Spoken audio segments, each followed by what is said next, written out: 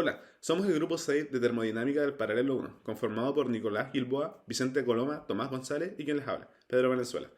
En esta experiencia de laboratorio, mediante un ensayo a volumen constante, determinaremos la constante universal del gas ideal R, observando la variación de presión al cambiar la temperatura en un sistema cerrado. Para la metodología, se hizo uso de un equipo diseñado para determinar la constante universal de los gases, o un volumen constante. Este sistema fue previamente preparado con un baño refrigerante, manteniendo una temperatura inicial de 0 grados centígrados, junto a una columna con un fluido de mercurio, con un volumen de 442,2 milímetros de mercurio, la cual llamamos columna A. Tras el registro de las condiciones ambientales iniciales, es decir, la temperatura y presión atmosférica en ese instante, se procedió con el encendido del baño termostatado. Luego se varió la temperatura entre 0 grados y 60 grados centígrados, observando el comportamiento de mercurio en el interior de las columnas identificadas como A y B. Para medir con precisión la altura del mercurio en la columna B, utilizamos un pie de metro con un espejo, lo cual evitó errores de paralaje al tomar la lectura.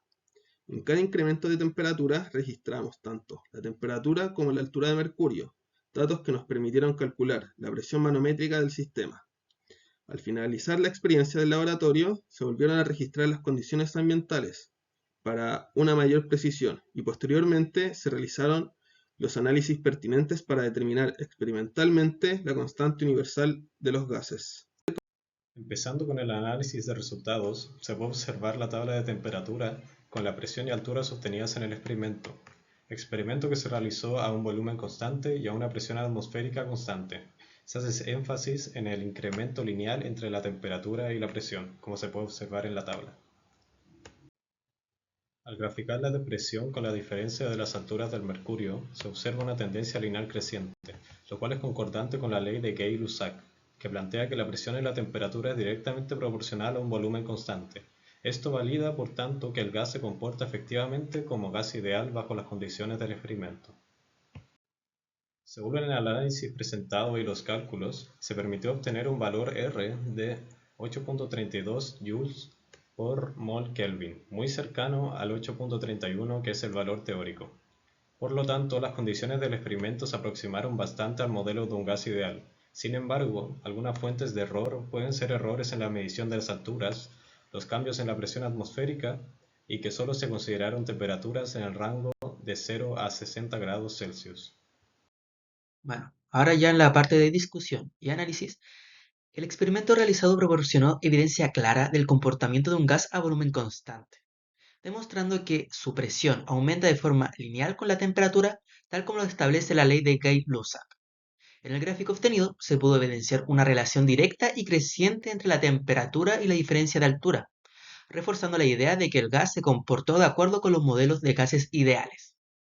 Además, al calcular la constante universal de los gases a partir de los datos experimentales, se obtuvo un valor de 8,32 joules partido mol, el cual coincide casi a la perfección con el valor teórico de 8,31. Esto sugiere que el experimento fue altamente preciso. Sin embargo, se observaron pequeñas discrepancias entre los datos experimentales que podrían atribuirse a errores sistemáticos o aleatorios, tales como la precisión de los instrumentos de medición, fluctuaciones de presión no controladas o errores humanos durante la toma de datos. Bueno, para ir terminando, nosotros concluimos que a pesar de los pequeños errores presentes, los resultados obtenidos fueron consistentes con las predicciones teóricas del comportamiento de los gases ideales. Esto permite concluir que bajo las condiciones experimentales establecidas el gas se comportó como un gas ideal. En resumen, el experimento fue exitoso y los resultados apoyan la validez de la ley de Gay-Lussac, confirmando la relación entre presión y temperatura a volumen constante, así como la exactitud del modelo del gas ideal en este contexto. Muchas gracias por habernos escuchado.